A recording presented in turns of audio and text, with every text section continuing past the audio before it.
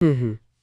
तो आज हमारे सामने छत्तीसगढ़ के सड़क परिवहन से जुड़े कुछ दिलचस्प दस्तावेज और नक्शे हैं। हाँ बिल्कुल। चलिए जरा देखते हैं कि इन स्रोतों में क्या है। छत्तीसगढ़ के सड़कों के नेटवर्क के बारे में क्या खास बातें पता चलती हैं। इनका मकसद शायद राज्य की सड़क व्यवस्था की एक तस्वीर देना है। सही है। ठीक है, तो खोलते हैं इसे। अच्छा, तो सबसे पहले ये आंकड़े। इन स्रोतों के हिसाब से छत्तीसगढ़ में सड़कों का कुल नेटवर्क करीब 34,765 किलोमीटर का है। हाँ, ये काफी बड़ा नेटवर्क है। बहुत बड़ा। और इसमें देखिए राष्ट्रीय राजमार्ग यानी NH, फिर राज्य मार्ग SH, मुख्य जिला मार्ग MDR और ग्रामीण सड़कें भी शामिल हैं। बिल्कुल। सबसे दिलचस्प बात तो ये है कि इसमें ग्रामीण सड़कों का हिस्सा सबसे ज्यादा है, करीब 44.64%। हाँ, लगभग 15,521 किलोमीटर। ये दिखाता है कि असल कनेक्टिविटी तो शायद गांवों को जोड़ने वाली सड़कों पर ही निर्भर है। हाँ, मतलब कृषि उपज वगैरह बाजार तक ले जाने या दूर के इलाकों तक पहुंचने के लिए। बिल्कुल।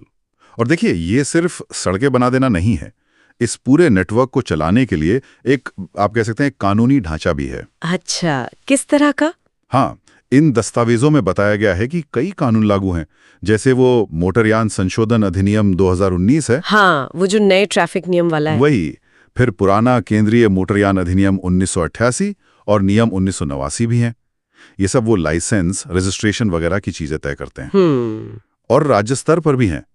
छत्तीसगढ़ मोटरयान कराधान नियम 1991, मतलब टैक्स वगैरह कैसे लगेगा, और छत्तीसगढ़ मोटरयान नियम 1994 भी। तो काफी सारे नियम हैं। हाँ, ये तो काफी विस्तृत व्यवस्था लगती है। अच्छा, एक और बात मुझे इसमें दिखी, ये कि सड़क परिवहन व्यवस्था सीधे सरकार नहीं चलाती। हाँ, ये दिलचस्प है। ये निजी क्षेत्र द्वारा संचालित है, मतलब प्राइवेट ऑपरेटर्स, जबकि रेल और हवाई परिवहन वो राज्य शासन के दायरे में है। अच्छा, ये एक जरूरी फर्क है। खैर, अब आते हैं राष्ट्रीय राजमार्गों पर, NH। यहाँ कुछ आंकड़े हैं? हाँ, नेशनल हाईवेज ये तो देश के मुख्य शहरों और राज्यों को जोड़ते हैं।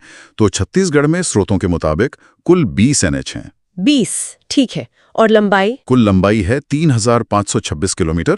ये पूरे सड़क नेटवर्क का करीब 10.35% हुआ। ठीक है। इनमें सबसे लंबा है NH30।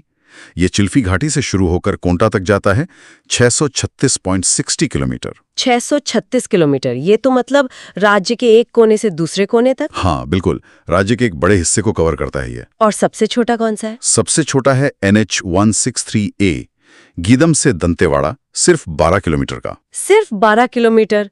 अच्छा। हाँ, पर हो सकता है स्थानीय तौर पर बहुत जरूरी हो। नक्शों में कुछ मेन कॉरिडोर भी दिखाए गए हैं। जैसे एक उत्तर दक्षिण कॉरिडोर है, रामानुजगंज से कोंटा तक।